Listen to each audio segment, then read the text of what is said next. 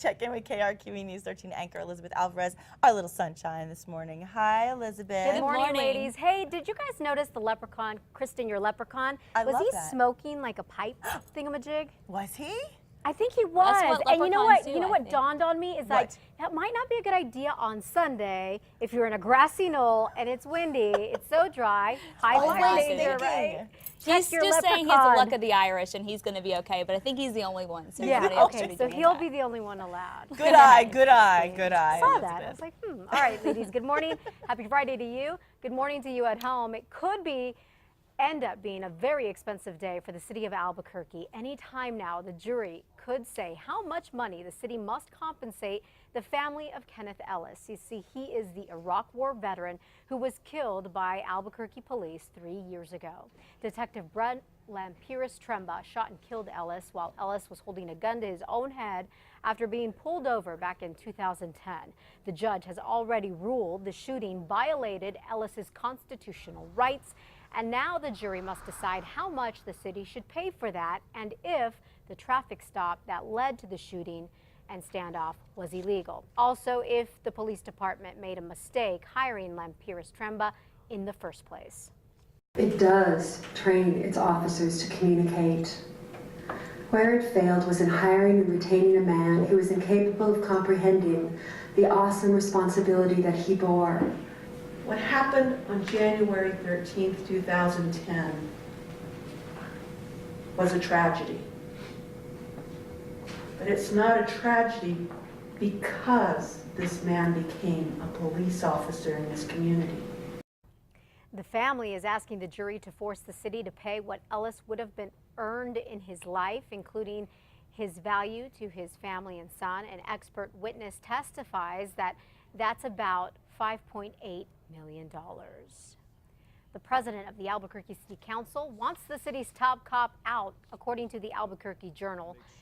Council President Dan Lewis says it's time for a change. He wants APD Chief Ray Schultz gone. Lewis says the department's reputation has been tarnished by all the cases of alleged excessive force, and now there's the federal investigation into those allegations.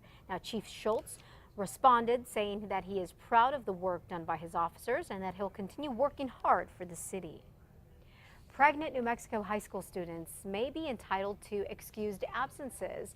A bill approved by state lawmakers would allow teen parents to miss up to 10 days for the birth of their babies. The bill would also allow teens to take up to 4 days off per semester for childcare. Now, no word on whether the governor plans to sign off on this bill.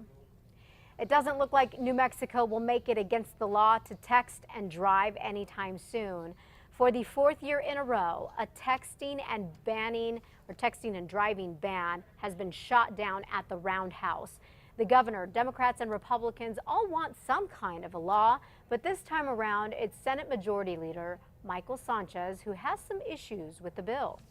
I think the concern is that it's the type of bill that he worries would lead down the road to some type of felony penalty, and that causes him concern.